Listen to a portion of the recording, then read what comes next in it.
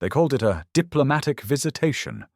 That's what the Galactic Empire named it when their dreadnoughts darkened our orbit and sent down those shiny 9-foot-tall lizard things dressed in ceremonial armor, all smug and towering over everyone. But let's not kid ourselves. It wasn't diplomacy, it was a damn power play. I was there when the first shuttle cracked the sky. The whole base went silent, watching that black hulk drift down over Arizona sand like a vulture over a dying dog. I remember the heat, the stillness, and the weight in the air.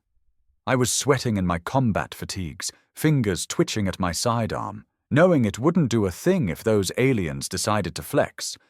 I wasn't some high-ranking general or scientist, just a staff sergeant, Rhys Donovan. But that day, every grunt on that line mattered. The lizards, or Yashari, as they preferred to be called, disembarked like they owned the damn planet. One of them stepped forward, taller than the rest, with 4 gleaming eyes and a face that looked like someone took a snake and taught it how to look down on people. His voice came out through a translator, too smooth, too rehearsed. We recognize your primitive civilization and its potential.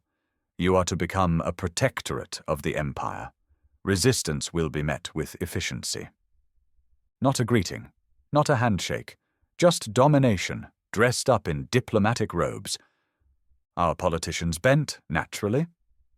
The president gave a weak smile, talking about interstellar cooperation and the honor of being recognized by such an advanced species.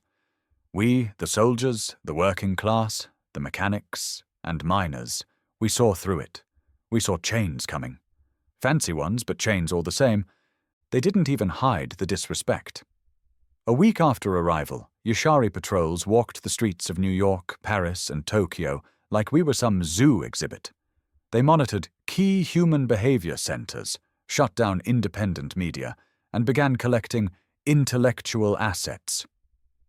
That's what they called it when they snatched our brightest engineers and scientists in the middle of the night.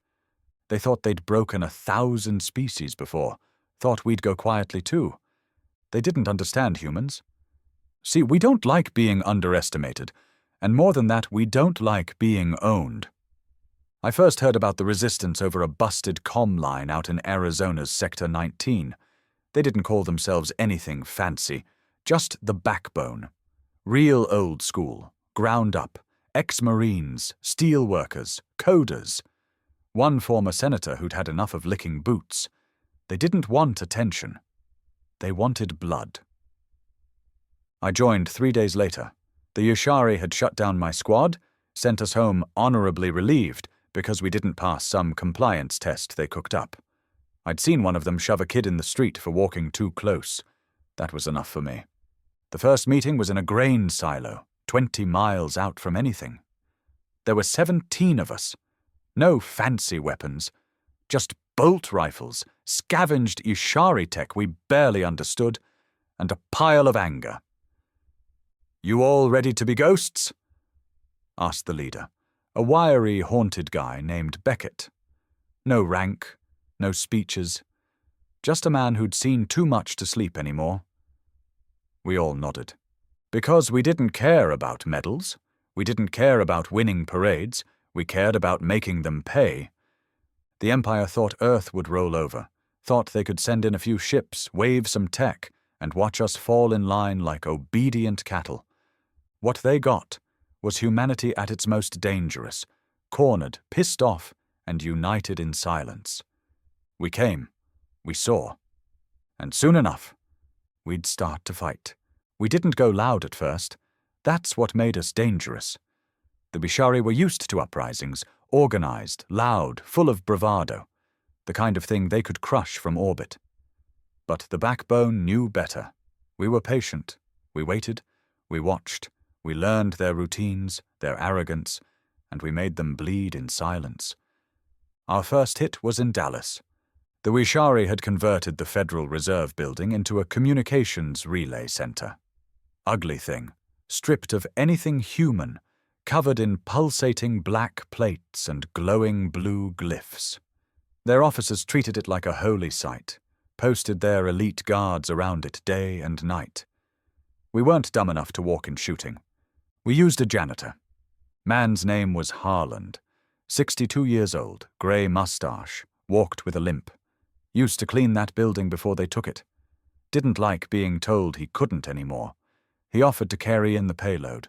A small cube of experimental tech one of our engineers managed to patch together from scavenged alien parts and a 1970s microwave. It looked like junk, but when it pulsed green, it overloaded the Y-Shari relay grid in a way they didn't expect. The whole block lost power for 4 minutes. That was all we needed. 3 of us in stolen maintenance uniforms moved through the chaos and planted 4 more devices deep inside the structure. One was under the command deck. Another went into their translation core. The rest, anywhere that looked expensive. At 0400, the building went up like a goddamn fireworks show. From miles away, I watched that alien tower spasm and implode, raining shards of their so-called superiority down on the streets. And for the first time since they arrived, the bastards panicked. Really panicked. They scrambled their security units, sent out drones. People cheered in the streets until the Y-Shari started shooting. A 10-year-old kid in Fort Worth caught a plasma bolt to the chest. No one ever found his name. He didn't even have a weapon. He was holding a rock. That's when things changed. Before that day, the world was waiting. Watching. Maybe hoping the Y-Shari would just leave. After Dallas, hope died, and something else took its place. Anger. You could feel it in the air, in the way people glared at the patrols instead of bowing their heads, in the graffiti that showed up overnight. We remember Dallas. You are not gods. You bled on Earth. And the Yashari? They did what all tyrants do when they get scared. They tightened their grip. Curfews, mass scans, detentions. Whole neighborhoods cordoned off. Anyone even suspected of resistance was pulled in for psychological interrogation. Most didn't come back. We lost Beckett in Houston. He'd gone to extract a young girl who had hacked into a Yashari census node. She was just 15. Smart, reckless, brave. We called her Eva. She'd rerouted an entire database to make it seem like 200,000 humans had disappeared overnight. The Empire thought it was a glitch. It wasn't. It was a message. Beckett got her out. But he didn't make it. I was the one who found what was left of him 2 days later, dumped behind a fuel station. Burn marks across his chest. Fingers snapped in half. Eyes burned out. Still clenched teeth, like he hadn't screamed. We buried him out in the desert. No stone, just a dog tag hung from a broken fence post. Iva didn't speak for 3 days. That's when I took command. Not because I wanted it. Hell, I didn't even think I deserved it. But someone had to carry the weight. Beckett taught us how to be ghosts. I was going to teach us how to be monsters. We didn't want war, but we sure as hell were about to give them one. And this time, we weren't going to wait for their permission. We made our first real statement in Jakarta. Not a protest, not sabotage, a full-blown assault. They were holding a summit there. Some big ceremonial performance where the Y-Shari's top brass would address their new subjects and introduce what they called the Unified Species Integration Charter. Translation: they were about to legalize our servitude and call it progress. The main hall was inside a skyscraper gutted and rebuilt in Yashari architecture, cold metal veins twisting up glass bones, humming with power. There were guards everywhere, drones scanning every inch of the street, and the air itself felt watched. But we had a plan. 3 teams, 36 fighters. Every one of them knew they might not come back. We didn't wear uniforms, no flags, just unmarked clothes, boots, and grit. I carried a modified Wishari pulse rifle, stolen off a scout last month. It still overheated if you pulled the trigger too long. Not perfect, but it would do. Our intel came from a former diplomat named Roy. Clean suit, calm voice, the kind of man who used to believe in negotiation. Until they took his wife during a compliance purge in Boston and shipped her off-world. No trial, no return. Roy gave us blueprints, access codes, elevator shaft layouts, where the weak points in the structure were. It took us 12 days to memorize every inch of that building. At 11:22 a.m., right as the alien ambassador began his speech about mutual prosperity, we hit the south generator with a localized EMP rig. Boom, lights out. At 11:24, Team 2 took the east stairwell in a full sprint, spraying gas grenades into the alien ranks. Their filters weren't calibrated to human-engineered compounds. We watched them stumble, confused, tearing at their masks. By 11:26, I was in the atrium with 6 others, moving between the glass pillars while panic tore through the crowd. The Wishari guards rallied quick, I'll give them that. Tall, fast, lethal. But they hadn't been trained for chaos. We had. I remember the look in one of their eyes, a reddish glaze, 4 pupils dilated in surprise, right before I put a round through its throat. It tried to raise a hand, maybe to surrender. Too late. My brother died in their camps. There were no deals left to make. By 11:33, the ambassador's body was dangling from the broken edge of the podium, his ceremonial robes soaked in blue blood. We carved not slaves into the wall behind him. And then we vanished. Not a single fighter captured. Not a trace of our trail. Just fire, echoes, and a camera drone broadcasting it all to the galaxy. That footage made it to over 60 alien worlds. The Wishari lost control of the narrative that day. Their propaganda machines tried to call us terrorists, but too many people were watching. Too many oppressed races under their rule started asking questions. If humans could resist, why couldn't they? We knew we couldn't beat the Empire conventionally. Not yet. But we didn't need to. We were spreading something more dangerous than bullets. Belief. That's when the crackdowns turned ugly. Wishari warships began orbiting every major human city. They dropped bombs on small towns in retaliation for attacks that never happened. They labeled entire families as insurgents, purged schools, took children. They thought fear would break us. Instead, it lit the fire. We started hearing from colonies, Mars, Europa, even the outer asteroid belts. Mining crews and terraformers who'd lived under the Empire's radar were organizing. Building weapons, sabotaging their supply lines. Earth wasn't fighting alone anymore. I sat in a makeshift war room in the back of an abandoned subway tunnel, listening to a message from a Martian militia leader.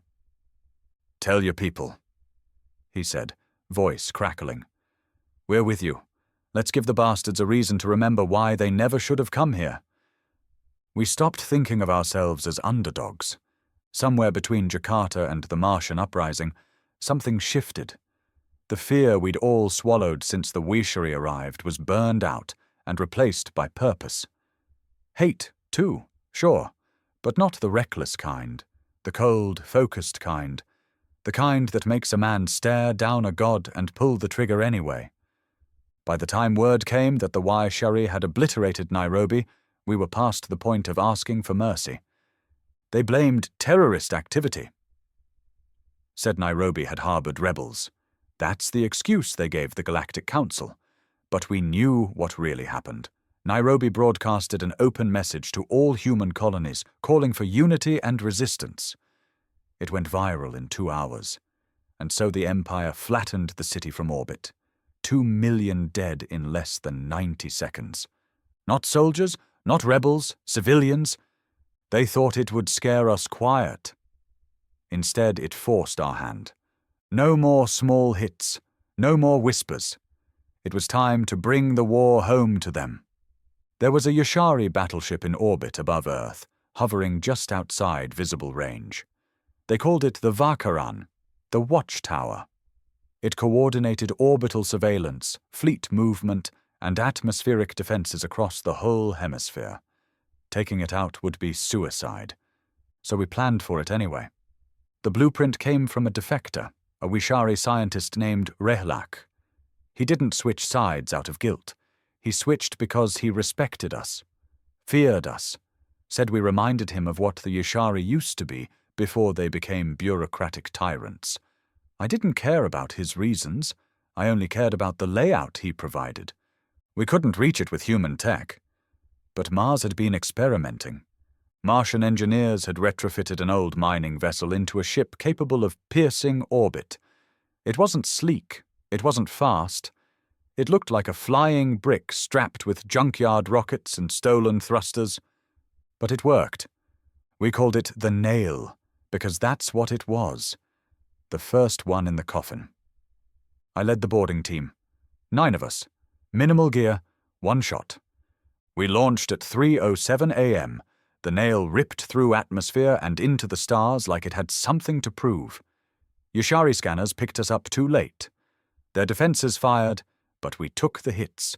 Shields held just long enough to smash into the docking bay and breach the hull. It was chaos.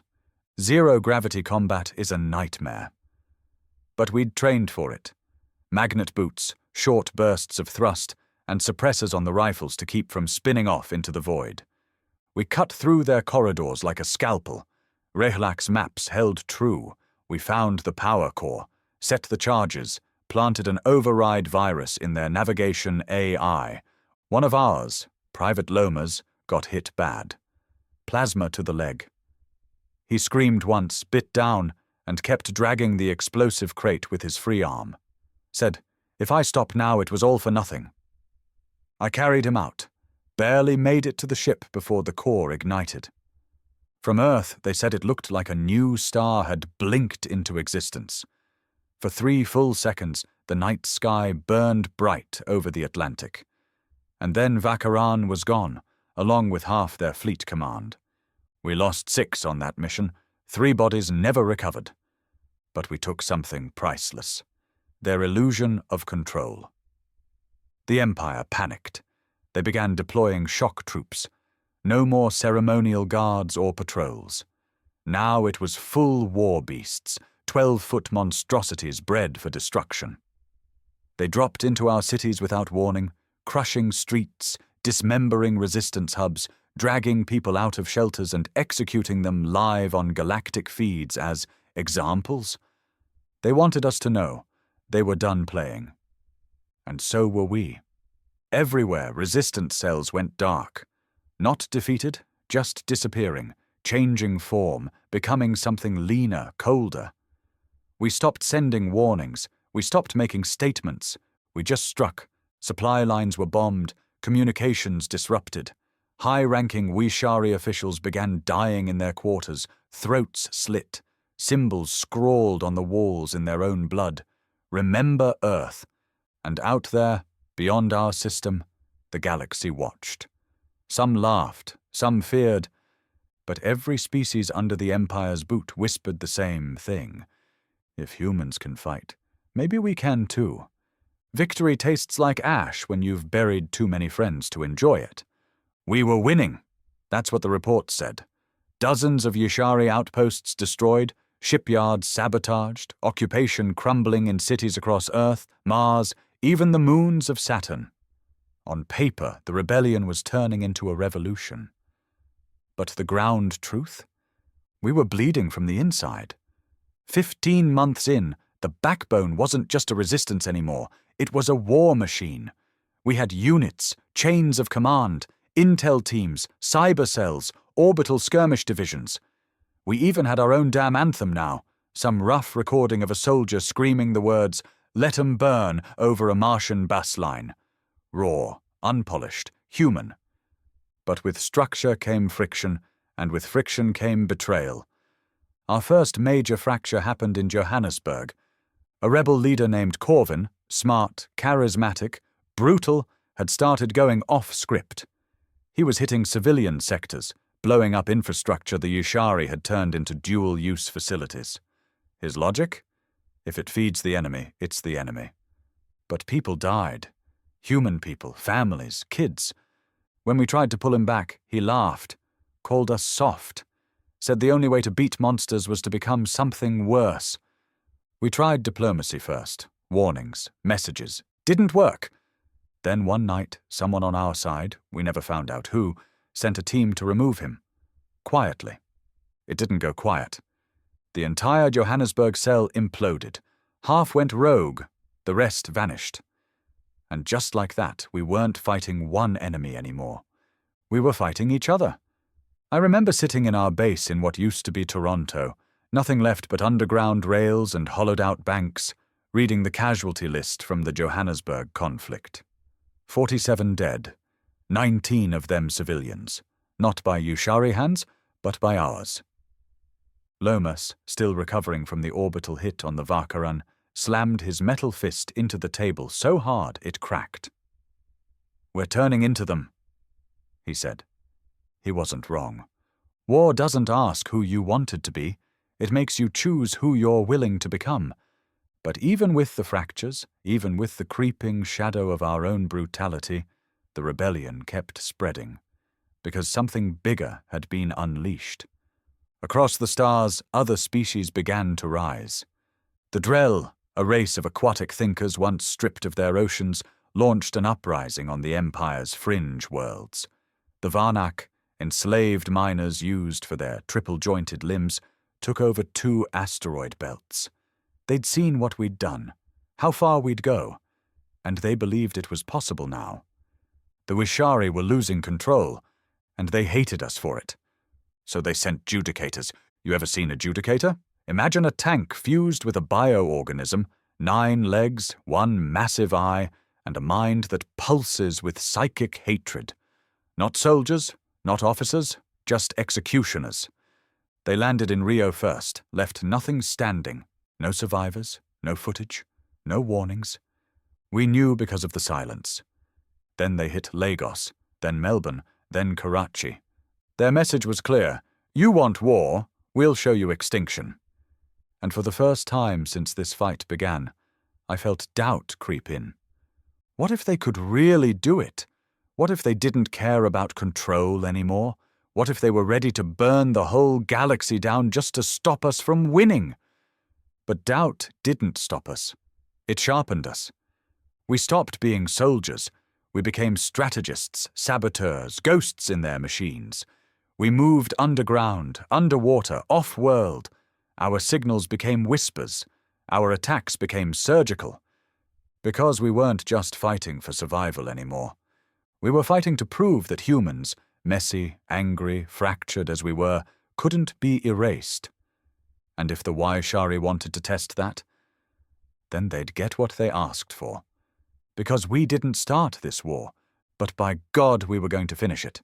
They said the Wishari core worlds were untouchable, that no species had ever laid a foot on their soil without being annihilated within hours.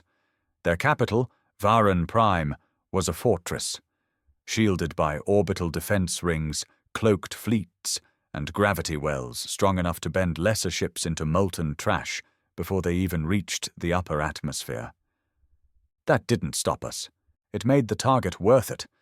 Because when your enemy starts believing they're untouchable, what they really mean is they've stopped looking over their shoulder. And that's when you strike.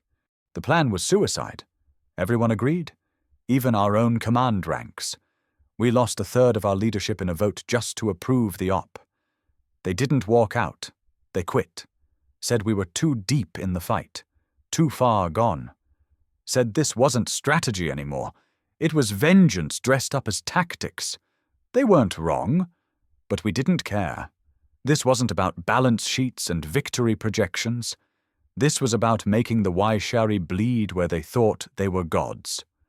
We assembled what we had left, a Frankenstein fleet of Martian junk haulers, Venusian research probes, 2 hijacked Empire cruisers, and a stolen diplomatic shuttle with fake transponder codes stitched together by 3 teenagers and a mechanic with no teeth. We called the fleet Ghost Line.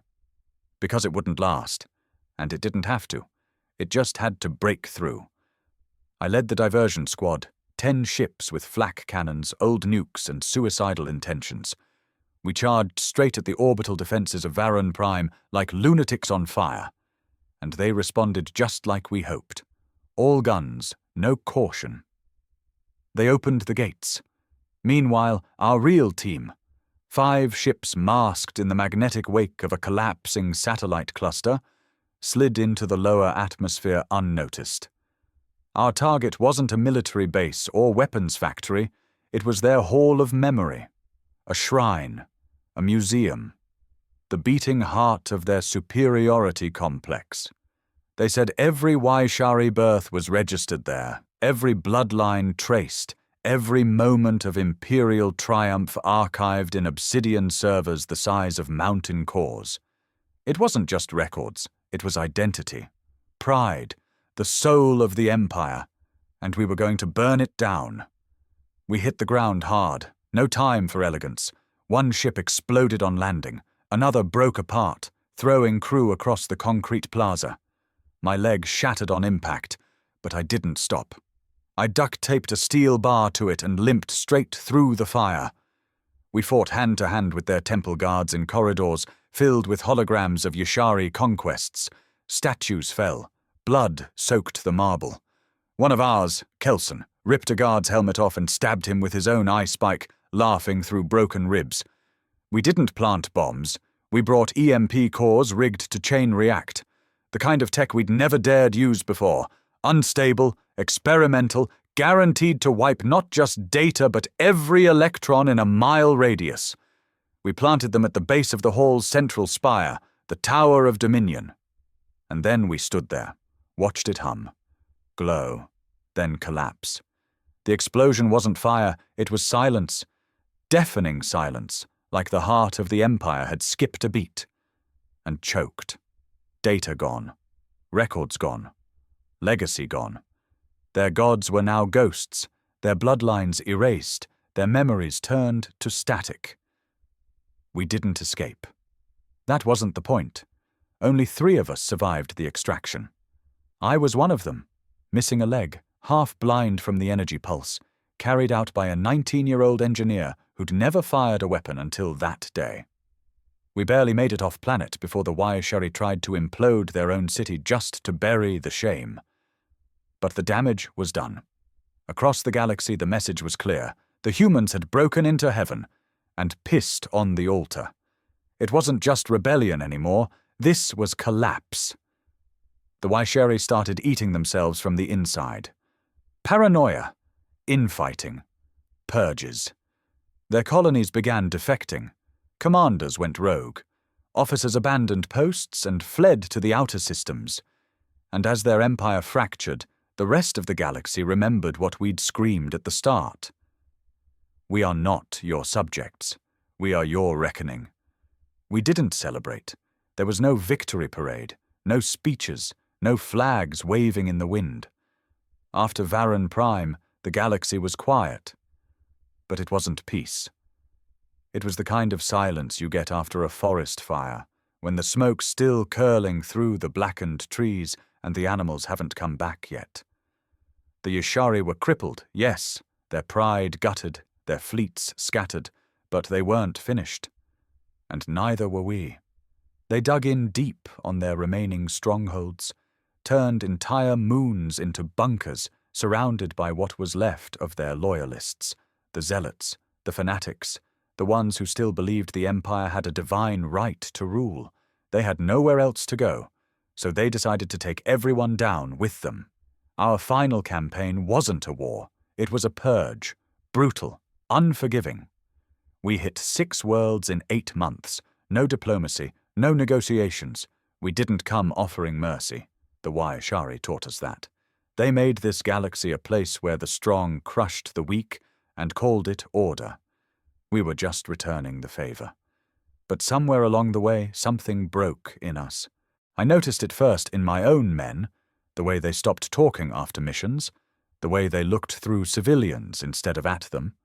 We were getting colder, harder, and worse, we were starting to like it. Lomas executed a surrendering officer on Terax 9. No trial, no hesitation. The man dropped his weapon, put his hands in the air, and Lomas blew half his skull off. When I called him out, he just stared at me and said, "How many second chances did they give us?" I didn't have an answer, because he was right. But that didn't make it okay. On Yasharnak, their last command moon, we found a human colony. A lost one. People taken decades ago, before the invasion, bred in isolation to serve as compliant human models.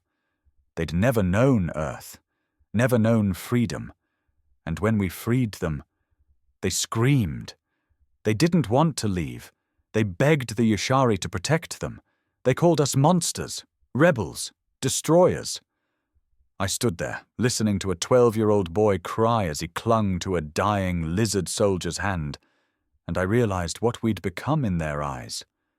Not saviors, invaders. We were the hammer now. And that truth didn't sit easy.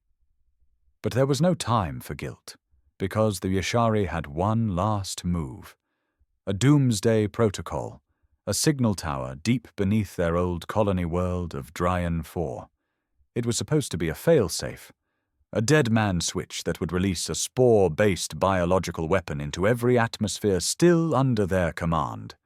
Species neutral. It didn't just kill humans. It would wipe out life, all of it. They would rather kill the galaxy than let us win. We got there first. Barely. It was a hellhole. Winds screaming at 300 miles per hour, acid storms every 8 hours, and the whole installation buried 5 miles under black rock. No orbital access. We had to dig in from the surface, through fortified tunnels swarming with desperate fanatics ready to blow themselves apart just to slow us down. I lost 17 fighters in the breach, another 9 trying to disable the core. In the end, it came down to a choice. Detonate the entire mountain and bury the weapon forever, or try to disarm it. Our text said disarming it was a coin flip. Maybe a 60% chance. That wasn't good enough for me. I ordered the detonation. We wired the place with every explosive we had left, set the timer for 30 minutes, and then I stayed behind to make sure it went off clean. That was the plan. But Lomas knocked me out cold and dragged me onto the evac shuttle while the mountain cracked behind us. When I woke up, he was gone. He stayed. Triggered it manually.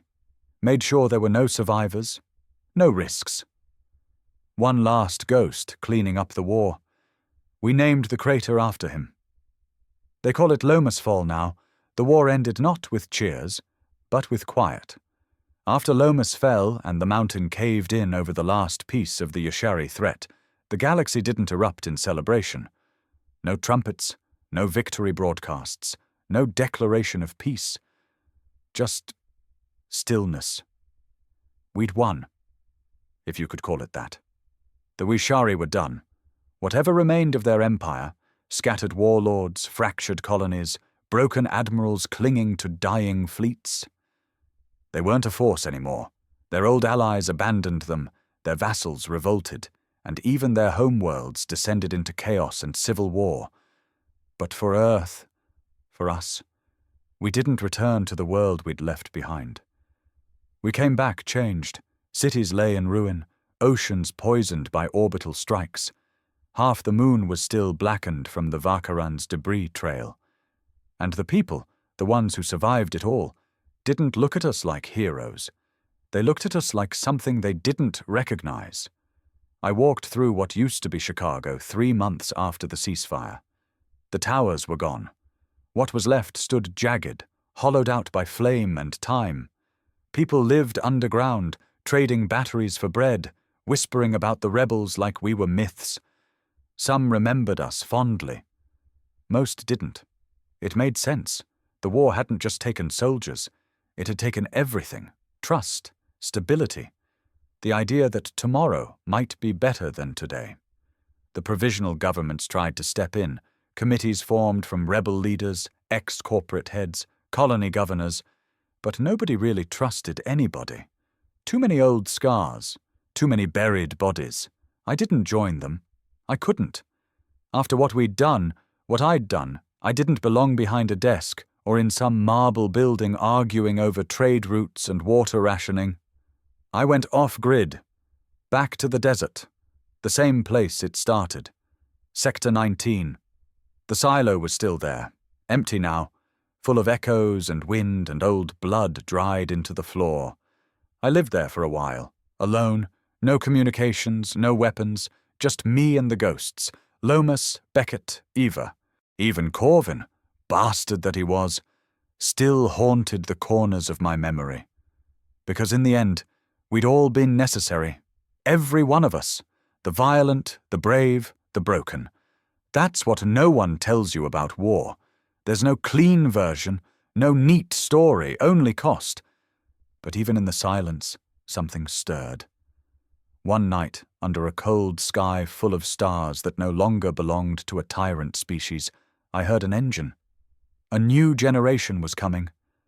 Kids who'd grown up watching Earth fight back. Colonies that had tasted rebellion and decided they wanted more than just survival. People who wanted to build. And they needed guidance. Not perfect men. Just men who remembered the fire and weren't afraid to walk through it again, this time to rebuild. So I got up, left the silo, walked toward the noise. Because maybe the fight was over, but the work had just begun. We came, we saw, we fought.